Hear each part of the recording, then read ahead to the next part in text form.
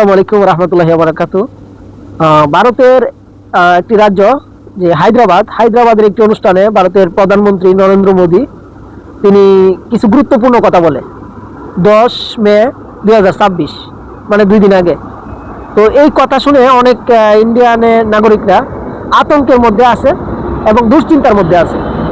কারণ তিনি এই অনুষ্ঠানে বলেন যে সামনে একটা ক্রাইসিস আসতেছে, অনেক বড় একটা ক্রাইসিস আসতেছে।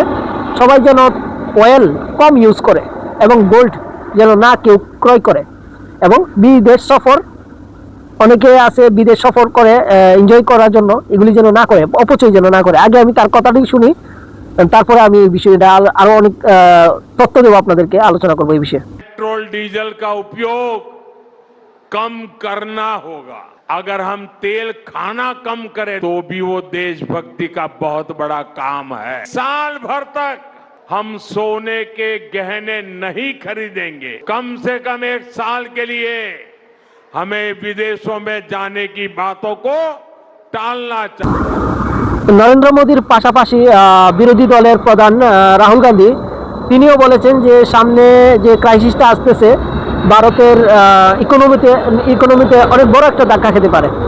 তাই এখন থেকে সতর্ক হতে হবে, এটা বিরোধী দলের প্রধান রাহুল গান্ধী তিনিও সতর্ক করে বলেছেন প্রধানমন্ত্রীকে এবং গভর্নমেন্টকে। তো এখন আমাদের দেশের কোনো আলোচনা নাই এই বিষয়ে। এটা শুধু যে ভারতে হবে না, এটা ওয়ার্ল্ডের মধ্যে হবে। যেমন এখন হরমুজ প্রণালী বন্ধ আছে, ইরানও ব্লক করে রেখেছে, আবার আমেরিকাও ব্লক করে রেখেছে। তো এখন তেল কমিয়ে আসতেছে, যদিও সৌদি আরব হরমুজ প্রণালী রাস্তা বাদ দিয়ে বাব আল মানদিব, যেটা ইয়েমেনের গাঁঠি, তো ওই রাস্তা দিয়ে বিভিন্ন দেশে তেল পাঠাচ্ছে। আমাদের বাংলাদেশও আসতেছে আলহামদুলিল্লাহ, যার কারণে এখনো চলতেছে বিদ্যুৎ মোটামুটি বা গাড়ি। যদি ওইটাও বন্ধ হয়ে যায়, আপনারা জানেন যে ইয়েমেনের হুতিরা ইরানের সাথে আছে।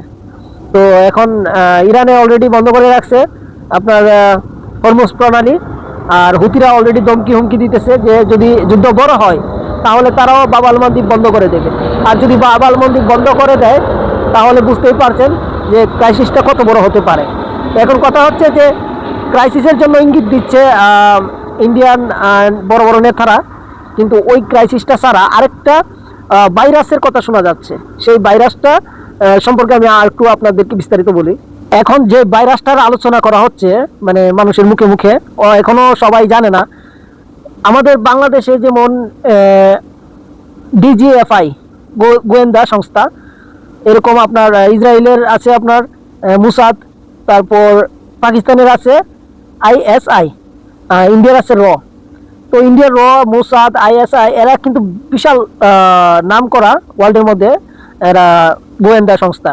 তো এরা জানে কখন কিভাবে কোন দেশে কি হচ্ছে, সব কিছু খবর নিতেছে। এবং আমাদের বাংলাদেশে একদম চুপচাপ, আমাদের সংস্থাগুলি ঠিকঠাক কাজ করতেছে কিনা, না হলে এটা নিয়ে এখন এত চুপ কেন? হ্যাঁ, এখন সামনে সবাই বলতেছে, বিভিন্ন রাষ্ট্রের প্রধানরা বলতেছে সামনে অনেক বড় একটা ক্রাইসিস আসতে পারে। এই বিষয়ে আমাদের দেশে কেন আলোচনা হচ্ছে না? তো এক হলো আপনার যুদ্ধ, দুই হলো ভাইরাস। এখন ভাইরাসে আসি। ভাইরাসের শুরুটা হচ্ছে যে একটা কাপেল তারা একটি জাহাজে করে সাউথ আমেরিকা ঘোরার জন্য রওনা হয়। তো সাউথ আমেরিকা ঘোরার জন্য রওনা হওয়ার পরে তারা বিভিন্ন বিচে, বিভিন্ন আইল্যান্ড ঘুরতে ঘুরতে লাস্টে যে ওশুয়ায়া নামক একটি আইল্যান্ড ছিল, ওই আইল্যান্ডে তারা অবস্থান করে। তো ওই আইল্যান্ডে সিয়া, হিন্দিতে বলে সুয়া, তো ওইটার টয়লেট ইঁদুরের মতো দেখতে, এটা গ্রামে বেশি রাত্রে চলাফেরা করে। তো ওইটার টয়লেট যে পুরুষ ওনার শরীরে লাগার পরে ওই টয়লেট থেকে নাকি ভাইরাসটা শুরু হয়। তো ওনারা ওই ওশুয়ায়া আইল্যান্ড থেকে জাহাজে উঠে, ওই জাহাজে ছিল অনেকগুলা লোক।